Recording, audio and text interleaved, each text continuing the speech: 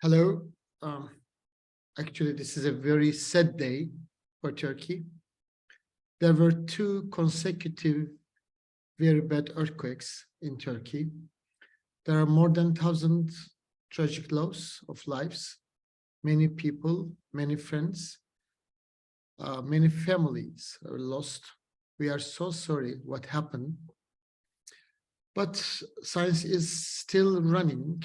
And on behalf of Turkish Society of Gastroenterology, we deeply mourn by the tragic loss of lives and the terrible devastation of the two very big earthquakes. One is 7.7, the other one is 7.4, within about 100 and 150 kilometers away, unfortunately. And again, life is running, and this is a meeting which we call a speed date with experts within 60 minutes. This is our rule. We complete this lovely scientific, pure scientific meetings within 1 hour.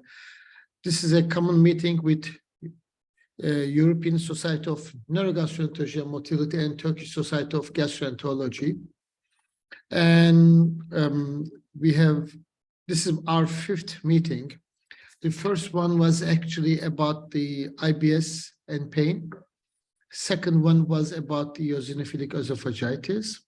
Fourth one on October was about gastroesophageal reflux disease. And the third one, the fourth one was about the abdominal bloating and distension on January. And today we have the 5th one. We have distinguished speakers.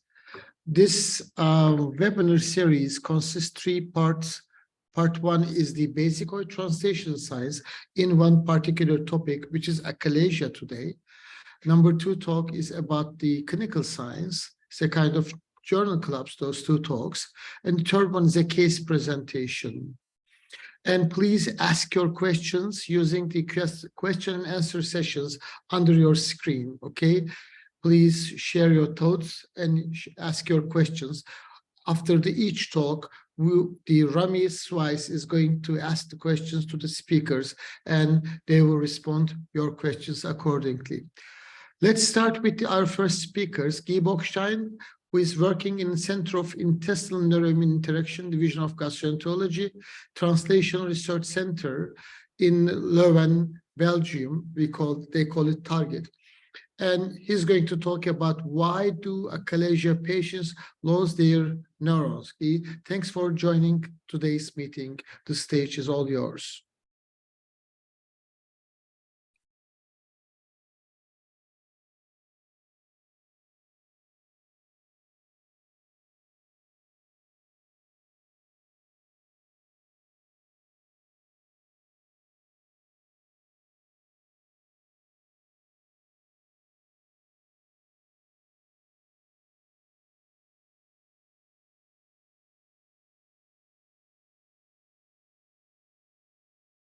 Could you please unmute yourself? Okay. You are muted. Yeah, now it should be fine. Lovely. And we need full screen, please. Yes.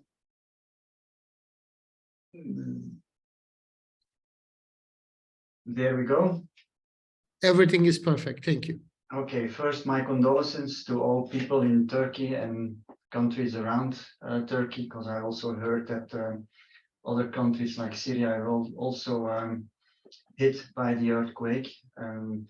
But as Serhat said, let's move on to science, and I will try to tell you what we know about the pathophysiology of achalasia. Unfortunately, this is not that much, but what we know, I'll try to summarize in the coming 10 to 12 minutes. Most likely, Sabine will tell a bit more on manometry, but here you see the typical tracings of the 3 different types of achalasia, and depending on the manometric pattern in the body, there is 3 different types. But what is common to all types is the common denominator, which is impaired relaxation of the lower esophageal sphincter, and this is due to the loss of neurons in that piece of intestinal tissue. And here you can see a control specimen where you see a ganglion. And if we take a piece of muscle from the esophageal sphincter and we mount it in an organ bath and we put electrical current through this piece of muscle, you can see that this muscle relaxes. This is because the neurons release nitric oxide and the muscles relax. And here you can see what happens if you add nitric oxide.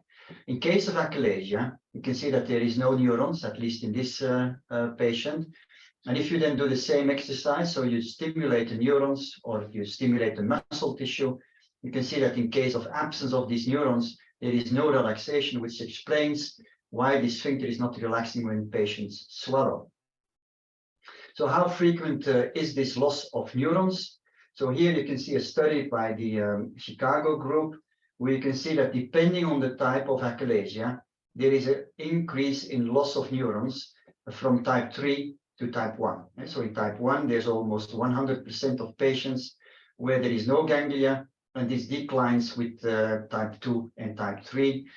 In our series, where we took larger specimens, which decreased the problem of sample size, you can see that we see a loss of neurons in half of the patients. So we don't really see this type-dependent drop in neurons.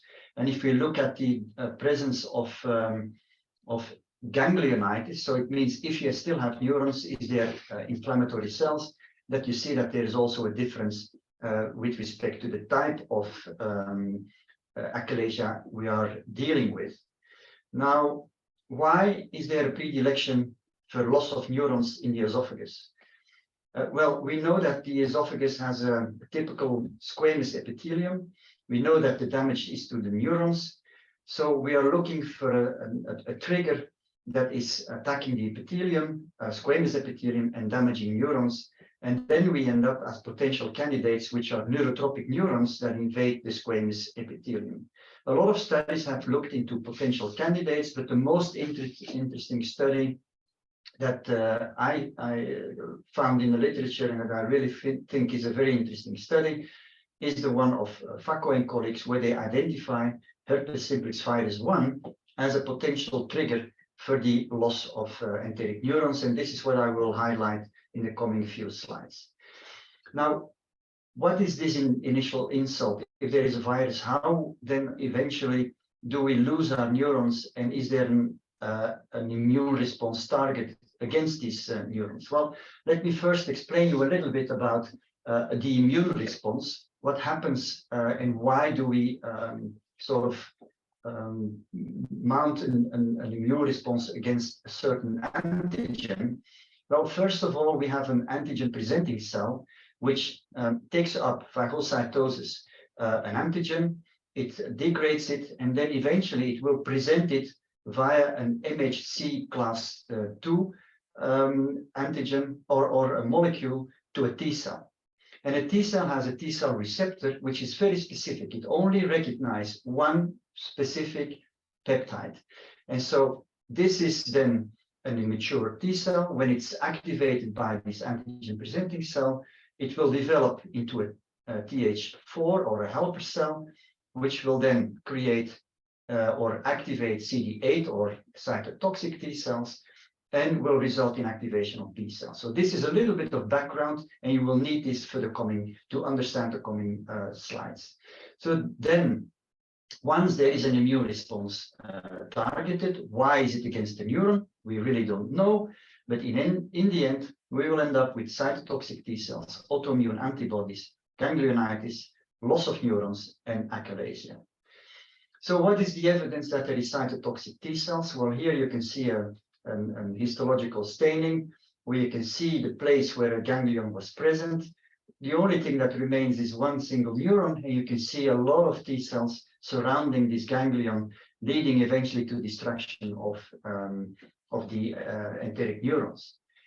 Here you can see the stainings for T cells, and these authors, they stained for different cytokines, IL-22, IL-17A, interferon gamma, and you see that irrespective of the subtype of achalasia, there is indeed an upregulation of these pro-inflammatory cytokines in tissue collected from achalasia. The key question, of course, is, are these T cells targeted against neural antigens. In other words, are they cytotoxic for the neurons? The only way to find out is really to take these T cells, co-culture them with potential target antigens and see if they indeed are activated or if they kill the neurons.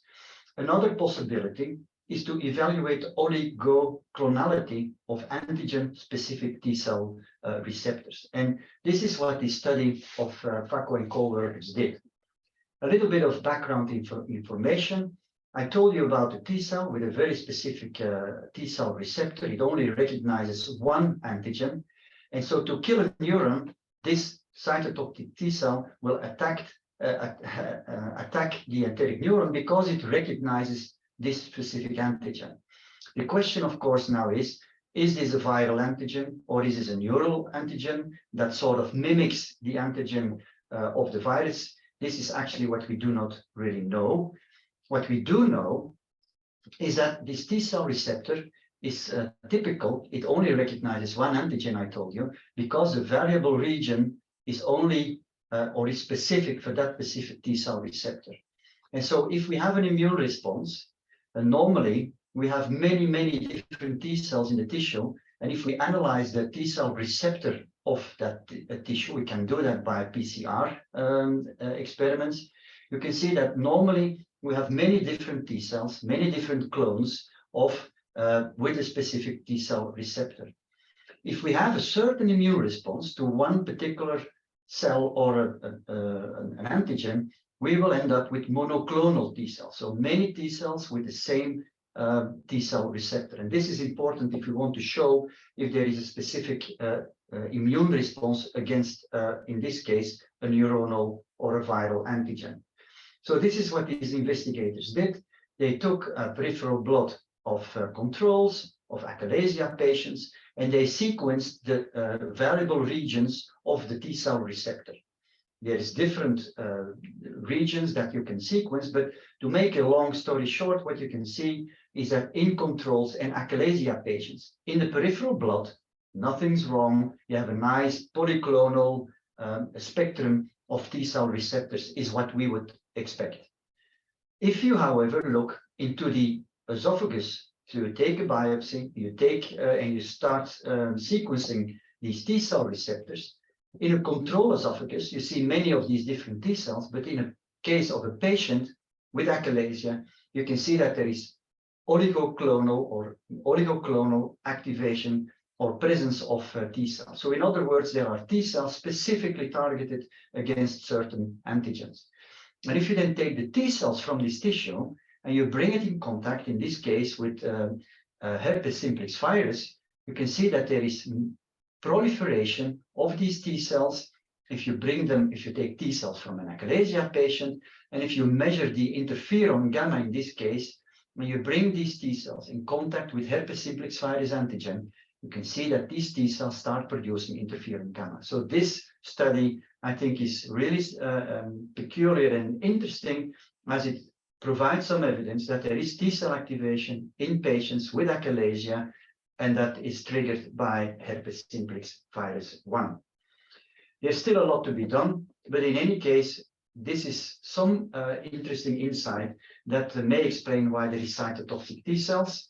We also know that there is autoimmune antibodies, and that these autoimmune bodies are more prevalent in patients with a certain genetic background. So if you do genetic studies, you can see that these HLA alleles are more frequent, and for example, frequent in all women, and 67% of men that have these HLA antigens are positive for antineural antibodies. And this may suggest that indeed there is some kind of an immunogenetic predisposition to develop the disease. We collaborated with the German investigator, and we did a lot of we did a genetic study of more than 1,000 patients. And what we found is that indeed there is a genetic predisposition, as you can see here, in these HLA antigens, which may explain that some patients will develop an immune response if they are infected with herpes simplex virus 1. So we end up with this hypothesis that there is a viral insult if you have an immunogenetic background, you will develop an aberrant autoimmune response with cytotoxic T cells, antibodies, ganglionitis, loss of neurons, and achalasia. Another potential hypothesis that has been forwarded recently is the potential role for eosinophils. In this study, for example, you see that there is a few patients with achalasia that have an increased esophageal cell number. And this is an hypothesis proposed by Spechnel and co-workers, but I hope you appreciate that it's only a minority of patients, so this also needs most likely some further work. So to conclude, Mr. Chairman, what do we know about the pathophysiology of achalasia? We have some hypotheses that herpes simplex or other viruses perhaps may be involved, which explains the predilection for the lower esophageal sphincter. But clearly there is much more work to be done to understand why neurons disappear in achalasia. And I think this is really very important to know what is actually happening, because in the future, I hope that we will stop destroying the lower esophageal sphincter, which I think is a very beautiful piece of tissue, and that we will be able to restore function in the future by injecting neurons into the esophagus.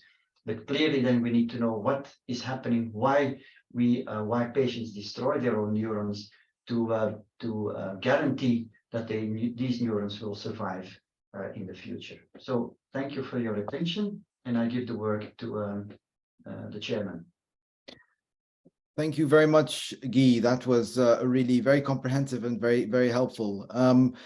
This is a new way of looking, well, perhaps not new, but a look again at the etiology of how achalasia might take place. And there are different concepts which some of them make sense, clinically, and others are a little bit more far-fetched. What I find interesting is the aganglionosis theory, and it's interesting. It would fit with some of our experiences if there is a continuum of aganglionosis, as the Chicago group had initially suggested, showing that you go from type 3 with all your ganglia, and then you progress towards type 2 and then type 1. Because as we know, at least from type 2 to type 1, there is a type 2 is an early achalasia and type 1 is a late phase achalasia, and that makes sense. Whether they all start with type 3 and then progress, and we don't detect them until too late, isn't clear. But then your study suggested that continuum isn't so clear cut, whereby the aganglionosis isn't so progressive like this. What are your views with regards to how can we use this information when treating patients? Because with type 3, when we're doing POEM, for example, we're cutting all of that muscle. Should we be waiting for it aganglionosis to progress so that we then just deal with the lower esophageal sphincter later on when it becomes type 2? Well, I'm not so convinced that type 3 is the very earliest phase, and that type 2 and type 1 will follow that. One hypothesis, and I forwarded this a few years ago in gastroenterology in a review that I wrote together with Peter Karillas, is that type 3 may be perhaps a completely different type of achalasia, where there is a less aggressive mechanism that may be in place, where there is an inflammatory response ongoing, but that it's more that the cytokines may affect neuronal function. But it's, unfortunately, this is all hypothesis, and it will be extremely difficult to prove. To what extent we need to wait, Rami, for type 3 to become type 2, and hoping that all ganglia disappear. I'm not convinced that would be the right approach. I think for sure we need much more insight in what is going on, and especially whether type 3 is a completely different type than type 2 and type 1. So there seems to be somewhat of an overlap between the diagnostics behind esophagogastric junction outlet obstruction and type 3. So, I mean, Sabine and I have published on barium swallow assessment versus provocative testing in manometry in these cohorts, and it appears that the OGJ outflow obstruction and type 3 are more or less similar in their diagnostics compared with barium, for example, compared to type 1 and type 2. And, you know, that would make sense that they are a separate entity. And I wonder, is there a continuum perhaps between clinically relevant esophagogastric junction outlet obstruction and type 3 that you have experience with? I think if you look at LES function, perhaps, but if you look at the motility in the esophageal body, it's a completely different aspect if you look at manometric patterns. So I'm not convinced that type 3 and outlet obstruction, that they might be the same. We are embarking on a study where we are going to investigate that together with the group of Padua, but it's a bit too early to sort of provide. Indeed, the group from Padua have published a bit on this, and they have their own Padua theory. Perhaps you can expand on that. Well, according to their hypothesis, it is indeed what we just discussed, a progressive disease starting from type 3 to 1 and to 2 and 1. But this is based on observations on manometry. And I think that to be sure how everything is evolving, what is leading to loss of neurons or simply ganglionitis, we need to study the tissue in much more depth and detail, and that's what we will do in the future together with the group of Padua.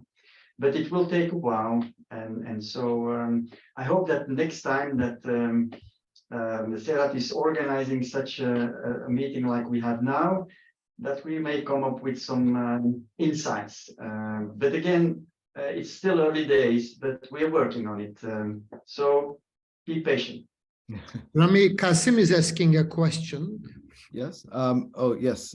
He's the president. You should ask the question. Of course. Yes. Even the time is limited. Yeah. So, Qasim, nice to hear from you. Is the question is the esophageal T cell response to HSV1 antigens with proliferation and interferon response specific to this virus? E.g., would we see a similar response in EBV virus as well?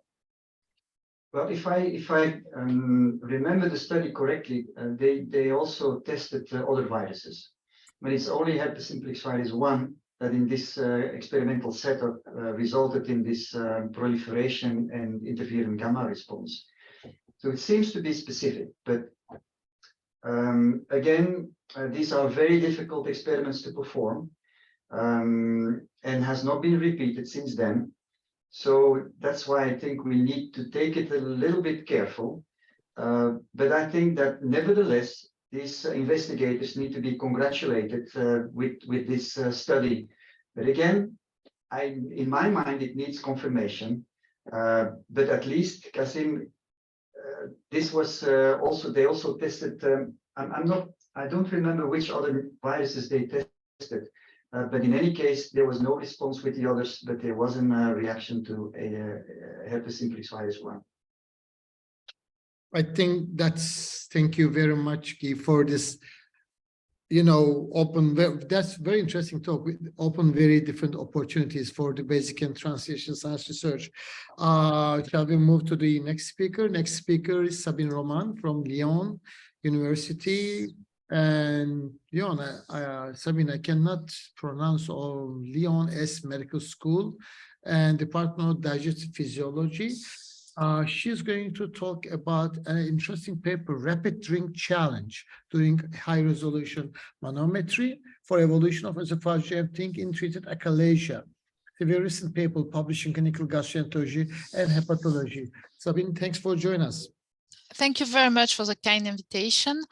First of all, I would like to express my friendship to Turkey and say that I'm very sorry for your loss. So as you say, let's move to this webinar. I think that you can see my screen. So I chose this article because I thought that it was very nice to discuss how surveil or how to evaluate patients when achalasia is treated. And as you can see, this article was recently published in CGH. So let's move to this very nice article. So as you know, when we want to assess the therapeutic response in achalasia, we can use the symptoms. And so far, the score which is validated for that is the Eckhart score, which is really based on patient symptoms, dysphagia, chest pain, regurgitation, and weight loss. And when we want to do some complementary examination to correlate symptoms with what we see, we can use high-resolution manometry, time barium swallow, or endoflip. The most popular examination after achalasia treatment is certainly time barium swallow. The study is performed in upright position. We ask for the patient to drink as fast as possible 200 millimeter of low-density barium sulfate, and the colon, the height of the barium colon is measured at 1, 2, and 5 minutes. Here, this is an example in one patient. You can clearly see that there is a stasis after 1 minute. It's not measured, but the stasis is still there at 5 minutes. And to define a complete emptying, the barium column height should be smaller than 1 centimeter.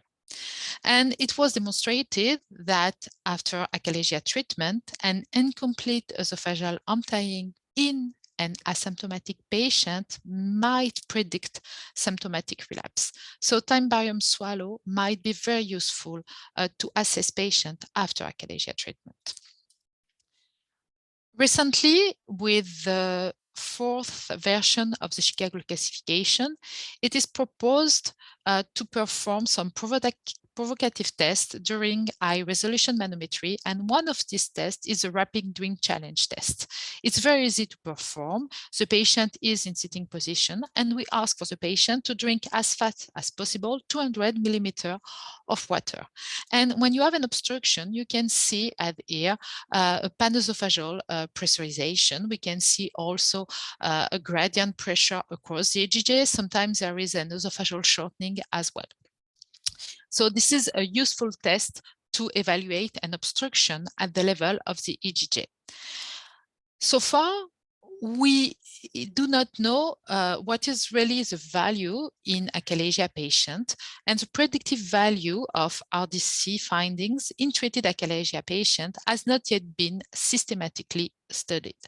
So the author aimed to evaluate if esophageal body and EGJ variables during the rapid drink challenge test can predict complete esophageal emptying on TBE in a large multicenter cohort of treated patients with achalasia. This study was a retrospective study performed in several centers in Italy and in St. Louis in US. All the patients were treated for achalasia, and they underwent both HRM with RDC and TBE within 1 month apart of each other. The symptom evaluation was made with the Eckhart score, and a remission was defined as an Eckhart score below 3 or an improvement of at least 2 points. And a symptomatic patient was defined as an Eckhart score above 3 or the necessity to repeat treatment. The patient also have to express their satisfaction with swallowing on a visual analog scale. So all these patients underwent an HRM with RDC, and different metrics were evaluated during RDC. The time in second to take to complete the rapid doing challenge test, the occurrence of pressurization above 20, the number of isobaric pressurization. It was the EGJ pressure gradient was also evaluated, as well as the RDC IRP. And HRM was compared to TBE, and complete emptying was defined as a barium column 8 below 1 centimeter, and it was defined at 1, 2, and 5 minutes after the injection of barium sulfate. So 175 patients were included. Among them, 138 were asymptomatic and 37 patients were symptomatic. As you can see in the table here, the majority of patients had a type 2 achalasia. The treatment was either pneumatic dilation or LR myotomy. Very few patients underwent a POM or Botox injection. And you can see here the ECART score and the satisfaction score. And obviously, these scores are lower for ECART score in asymptomatic patient compared to symptomatic, and the satisfaction was better in asymptomatic compared to symptomatic patient. The median delay between the treatment and the evaluation with HRM and TBE was 6 months. When we look at the results of the TBE, obviously, complete emptying was more often observed in asymptomatic patients, and you can see that this complete emptying occurs more often 5 minutes after the injection compared to 1 minute. When we look at the parameter of HRM, so for the single swallow, IRP was higher in symptomatic patients compared to asymptomatic patients. And here in this table, you have the results for the rapid doing challenge test, and you can see that all the parameters were significantly worse or for symptomatic patient compared to asymptomatic patient. For example, the duration of the test was longer in symptomatic patient compared to asymptomatic patient.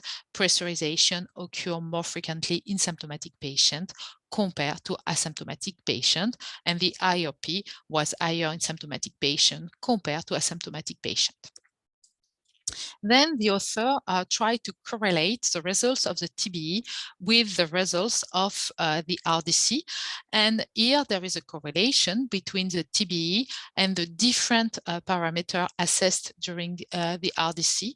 And you can see here that the best correlation was observed for the RDC IRP.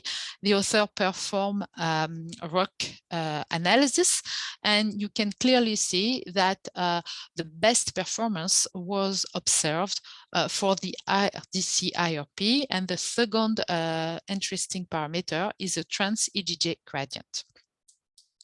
So looking more in detail in the results, an RDC IRP of 10 had the best performance characteristic in predicting TBE findings, and at 2 minutes the negative predictive value was 88%, and at 5 minutes the negative predictive value was 94%. When you combine the RDC IRP with the trans-EGJ pressure gradient of 7, you can increase the negative predictive value to 96%. So a combination of RDC IRP below 10 millimeter mercury and a trans-EGJ pressure gradient below 7 millimeter mercury can predict a complete emptying on TBE in asymptomatic patient. So the author proposed that RDC in treated achalasia patient may predict complete barium emptying on TBE because of this high negative predictive value. And in this case, maybe there is no need to perform TBE if the RDC IRP is below 10 millimeter mercury. What we know is that an abnormal emptying on TBE in asymptomatic patient treated for achalasia may predict symptoms relapse within 1 year. But we do not know if it's true for the RDC IRP. And we actually, in this study, we cannot conclude that because there is no follow-up of the patient. So we do not know if the patient with an incomplete or with RDC IRP above 10 might have a relapse in the future. It's important to emphasize the limitation of the TBE, and it was clearly emphasized by the author of this article. The limitation of the TBE are the radiation, and it might be not always easy to measure the barium 8 in some patients. However, we have also to emphasize the limitation of HRM, and the author did not assess the patient satisfaction, I would say, with HRM, and maybe it's easier for the patient to perform a TBE than HRM, because as you know, HRM require a catheter through the nose, and it's not always very comfortable for the patient. So it might be a limitation of HRM. Do we have some alternative to TBE and to RDC IRP? And I would like to present briefly just this study, which was performed with endoflip. It was performed by the group of Boeckxstaens.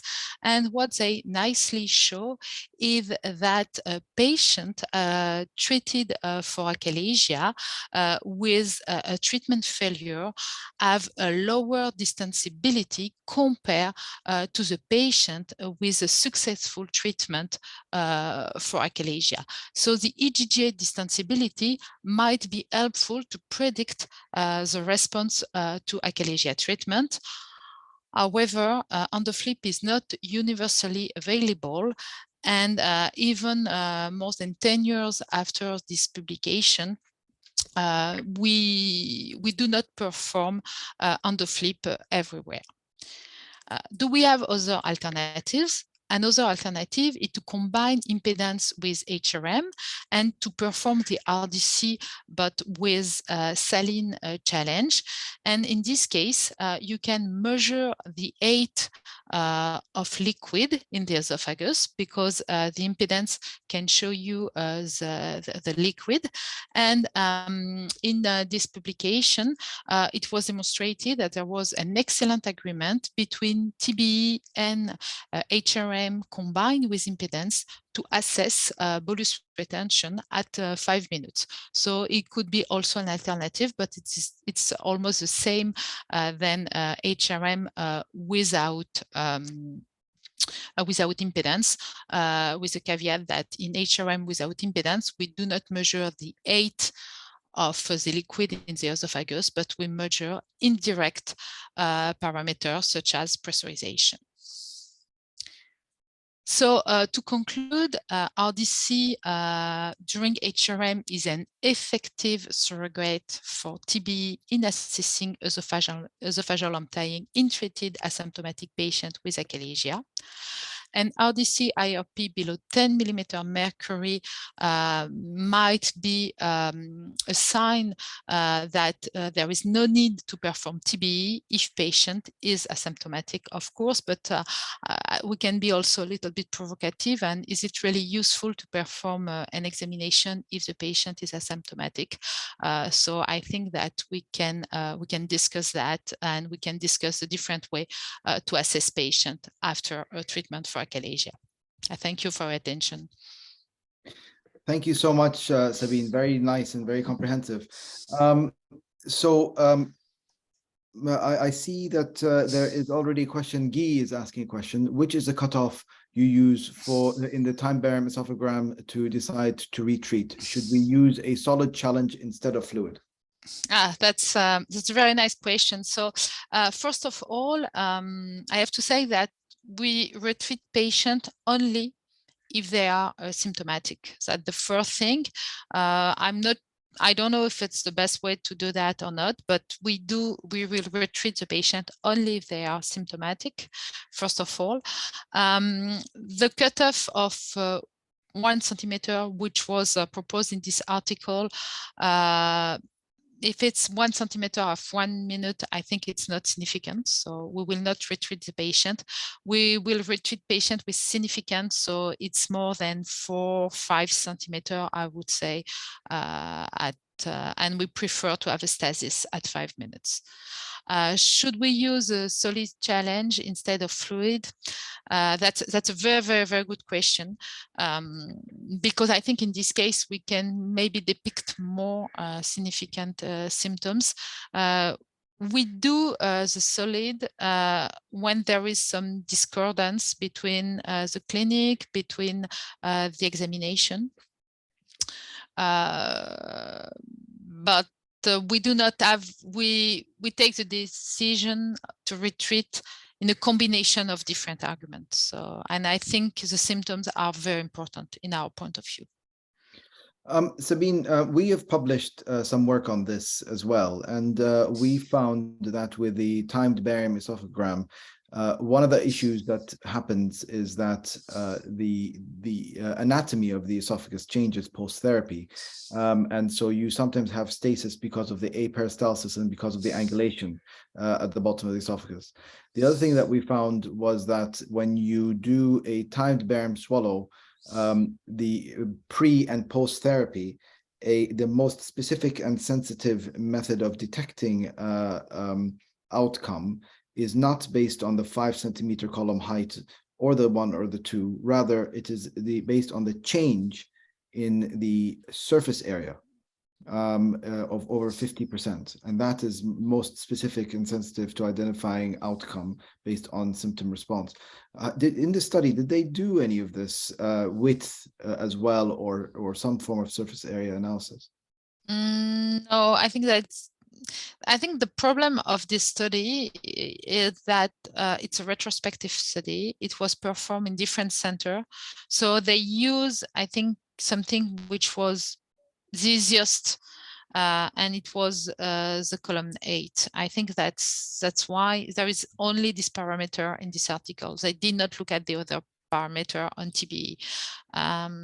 We are seeing more and more patients with diverticulum in the distal esophagus, and I don't know if it's a consequence of the POEM, because it was also a possibility with LR.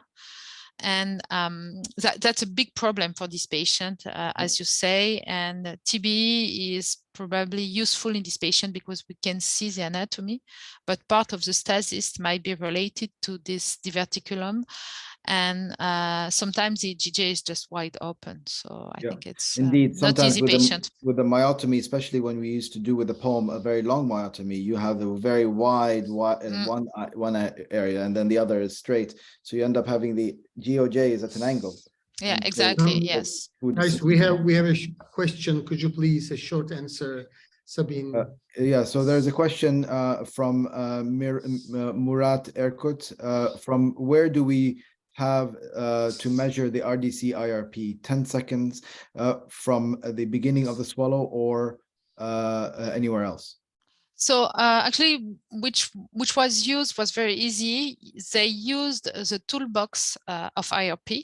So they put the toolbox, as a swallow on the RDC, and it was an IRP during 4 seconds. So it's a 4-second IRP, exactly the same measurement as for a single swallow. But you put the toolbox on the. Let's see. It's a smart. It's oh smart no, tool. I cannot go back. For Medtronic, it's a smart box, isn't it? It's a smart tool that you. No, actually, they created a swallow. But please, if possible. Sorry. Sabine, go ahead for your last. They did a very simple way. They create a swallow on the RDC. Very simple. Yeah. So, and you have the IRP automatically. It's a 4-second IRP. Easy to do. The normal values for the RDC-IRP is also established, whereby you can put the smart box and drag across the entire free drinking, and the normal values are already been published on this with 8 millimeters of mercury. This is Medtronic, 8 millimeters of mercury for cutoff of any form of outlet obstruction, and the most specific and sensitive is 12 for achalasia. And this fits nicely in this project because And they say 10 here, so I right think in the it's, middle. yeah. So it's Thank quite you, good. guys. We should move to the next speaker. Sabine, Thank you. very much for this. Thank you very Yes, much. I will stop to share. Thank you. Now, there's a question asking whether this webinar is recording. Yes, it's recording. It's going to be put in the ESNM and Turkish Society of Gastroenterology web pages soon, and you can follow them. You can watch them over there. Our last speaker from Turkey, Dr. Fatih Aslan, who is the academician in Koç University School of Medicine, Advanced GI Endoscopy, Istanbul, Turkey. He's going to present an interesting case, actually, a different variant of achalasia with a long aberrant longitudinal muscle and the role of POEM. Fatih, have you cut all the very long muscle, longitudinal muscle, or you take it out? Let's see what you have done. Thank you. Yes, thanks for coming. Thanks for a nice invitation. Today, as a last speaker, a different variant of achalasia. So, sorry. As you see here, the aim of the treatment of the achalasia, actually, all treatment modalities improve only the symptoms. So actually, we don't treat the achalasia. We have to manage the symptoms of achalasia. For instance, increasing of esophageal clearance and preventing food retention, and solve the dysphagia and other symptoms, and preventing esophageal dilatation and the formation of the sigmoid esophagus. So, and today we have 4 treatment modalities: Botox and balloon dilatation and hilar myotomy, and the last innovation, and which is the NOTS procedure, is the POEM procedure. As you see here, these 4 treatment modalities provide the symptoms control. So the POEM procedures have been done at first 2 patients by the Harvey Noe in 2019, and to date in all over the world, more than 15,000 cases POEM have been performed. And to date, in our country, in our center, more than 1,000 cases POEM procedures were done. And according to data, we can say that the POEM may be used to esophageal motility disorders, but myotomy lengths are different. So, and there is no limit to the length of the myotomy in the peroral endoscopic myotomy. As you see here, for type 1 and type 2 achalasia standard myotomy, it's need to standard myotomy, and vigorous achalasia or type 3 achalasia, it's enough to extended myotomy, and diffuse esophageal spasm and jackhammer esophagus, it's a recommendation to less sparing and myotomy, it's enough.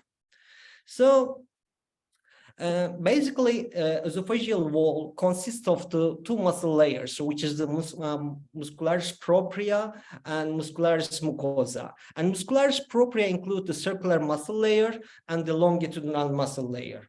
And aim of the circular muscle layer before the presentation provide the peristaltism. So in a classic achalasia model, this system do not work. So sometimes tiny aberrant longitudinal muscles may be seen in the proximal EG junction. Now we present the treatment of patients with the thick aberrant longitudinal muscle and type 3 spastic achalasia and its treatment. So the case, 62-year-old maid was admitted with the complaint of the dysphagia and chest pain about 5 years. and the patient had to drink a lot of water to help swallow solid and soft food. And the patient also complained about the heartburn and was previously diagnosed with the variant of the angina pectoris. So coronary angiography was done and no abnormality was seen at angiographic examination. So in the other hospital, thorax and abdominal CT were normal, and in the different hospital, classic manometry and esophagography with the barium swallow were done with the different center 3 years ago. So achalasia was diagnosed. So and then Botox injection and balloon dilatation were done, but his compliance did not improve. So weight loss, 8 kilograms, and finally a CAR score 8 points, and dysphagia score and 3 points, and predominantly chest pain and dysphagia. So the patient referred to our hospital for POEM procedure. According to high-resolution manometry, IRP more than 35 millimeter mercury, and esophagography and corkscrew esophagus was shown at least 10 centimeters of the distal esophagus, and endoscopic ultrasonography was done, and thick muscle layers were shown at the distal esophagus. It's about 8 centimeters from the EG junction, and no tumor was found. And according to this video image, as you see here, the fluid accumulation clearly seen, and abnormal peristaltism.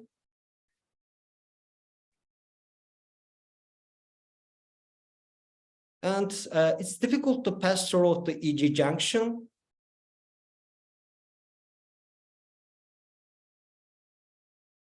And the classic endoscopic image in the achalasia patients, as you see here. And with retroflex position and tight the wrap to endoscope and to EG junction. I'm sorry.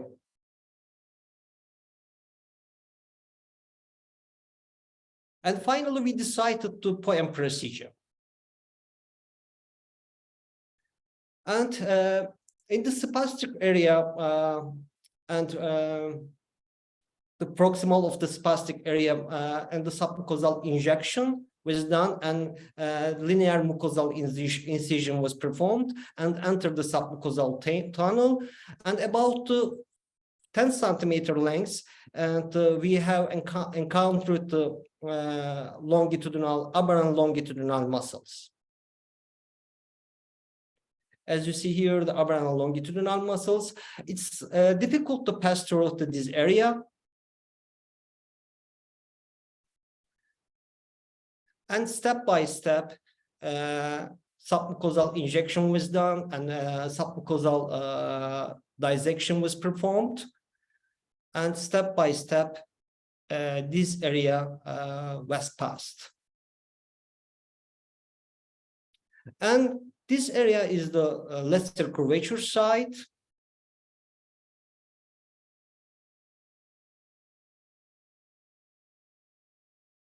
This area is gastric site.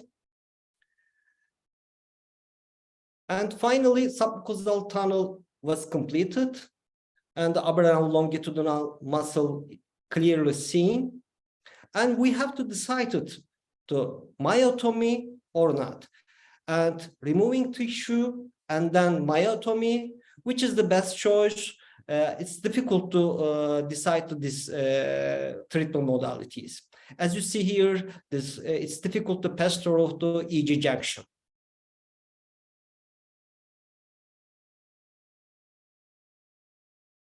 This is the gastric side, and this is the his angle posterior fiber. This is the lesser curvature side. And finally, we decided that to removing to abnormal aberrant longitudinal thick muscle. As you see here, the aberrant longitudinal thick muscle.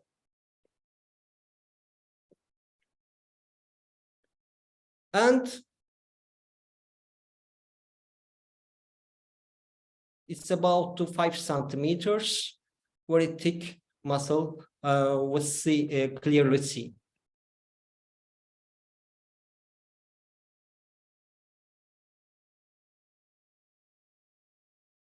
And then this area was removed the same strategies.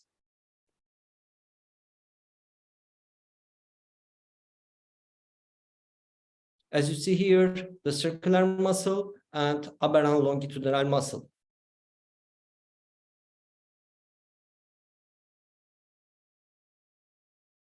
Finally, this aberrant longitudinal muscle removed from the tunnel, and the circular muscle was clearly seen. And we have to decide to cutting or not. So spastic area was found,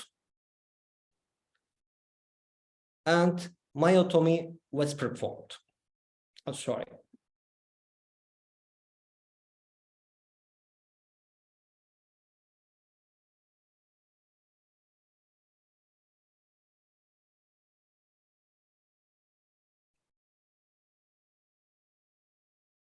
After the removing to aberrant longitudinal muscle, EG junction, a little bit the relaxation.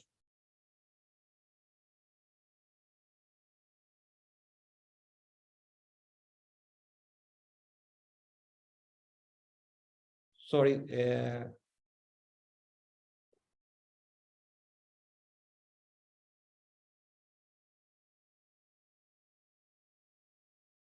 And myotomy was performed. As you see here, the circular muscle very thick and longitudinal muscle is here. And step by step, circular muscle myotomy was performed.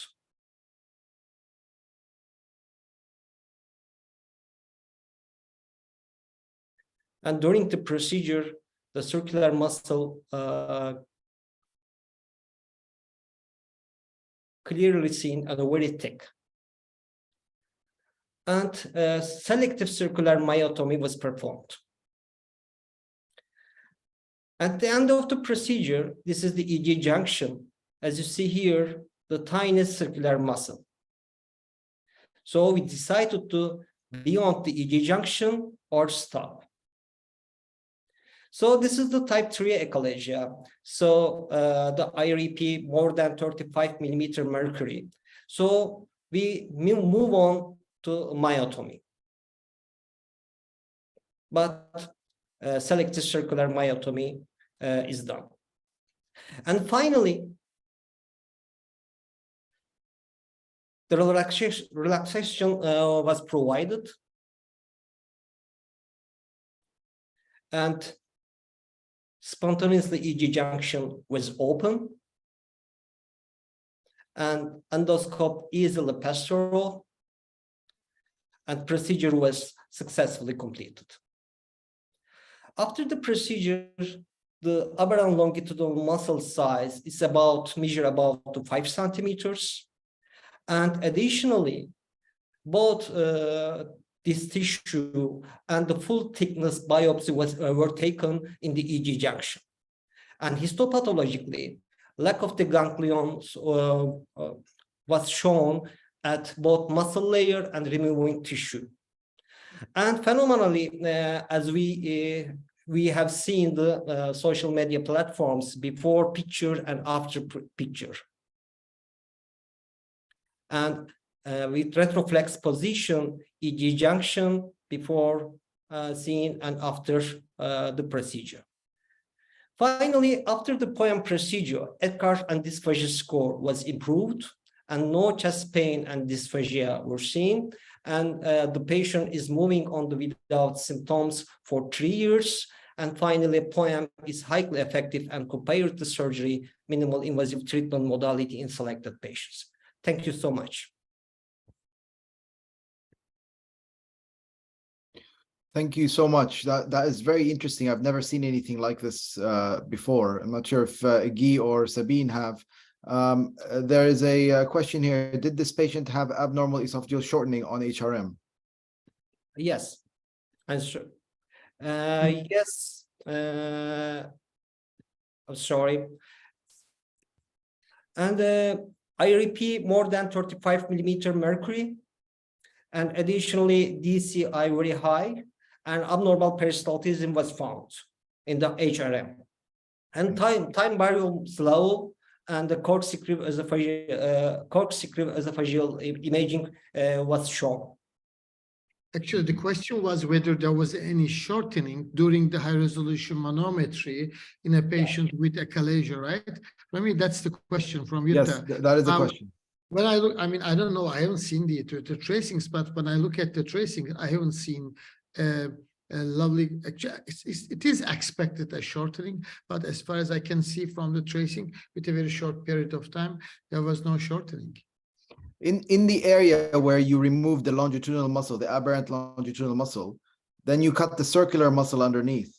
What was underneath that? Yes, and Was there more longitudinal muscle? Yes, about the 5 centimeter longitudinal, aberrant longitudinal muscle. Yes, and underneath that there was circular. Yes, and then circular. And underneath that, was there more longitudinal or no? No, only this limited. Okay, interesting. And the longitudinal, circular, And longitudinal. Was that like that? Yes. 3 layers. Three Or 2 layers. layers.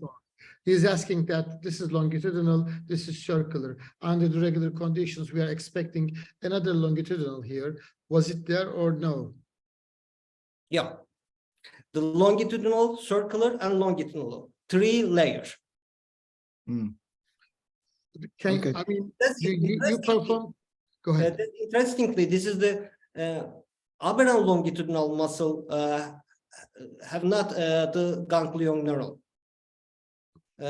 Generally, we wait to circular muscle or longitudinal muscle, but aberrant longitudinal muscle is interesting. I think you're right. It's interesting, but to be honest, probably the thickness of that circular muscle is the primary culprit, and and cutting that is the primary issue that needed doing. And you've done a long myotomy, and it looked like steak. I mean, it was huge. So I think that is the primary. The aganglionic longitudinal muscle that was aberrant, I think, was an interesting finding, but I'm not sure if it was relevant to the presentation. But who knows? Who knows? You mean the presentation of the symptoms or presentation of, I mean, achalasia, Rami? Of all, I think the circular muscle was so thick. The presence or absence of that aberrant longitudinal muscle is probably, especially considering that it was aganglionic. Yeah. It's probably just an interesting finding. The actual problem was the thickness of the circular muscle and the obstruction. You could see that very clearly when doing the endoscopy, that the esophagus was so tight in certain intervals that you had to wait for it to relax before you could push through. That's not longitudinal, that's circular muscle activity. But in this procedure, in the esophageal side, only the 8 centimeters myotomy was done, and the gastric side and 3 centimeters myotomy was performed. That's enough. And for 3 years, no complaint. Yeah, but it would be nice to do another manometry to see what it looks like. Yeah. I think it makes sense to take out this aganglionic longitudinal muscle. I think it is acceptable to perform 2 procedures together. One is removal of this aganglionic longitudinal muscle and followed by perform the POEM. If no more comment, we are supposed to finish here. Any comment? No? Okay. Just once again, Serhat, our thoughts and prayers are with your country and your friends and family. This is really awful news, and we will be thinking of all of you throughout this journey. And either both of us, me and Fatih, we were having a difficult time to concentrate though, but the science should run anyway. And this is the 5th meeting, and the next one is going to be on the synergic defecation on March. And thanks for joining us as a webinar for European Society of Neurogastroenterology and Motility and Turkish Society of Gastroenterology. And our prayers are with the victims of this 2 very bad earthquake. Have a good night, and thanks for the speakers attending us. Goodbye. Have a good night. Thank you. Goodbye. Thank you, everyone. Thank you. Goodbye.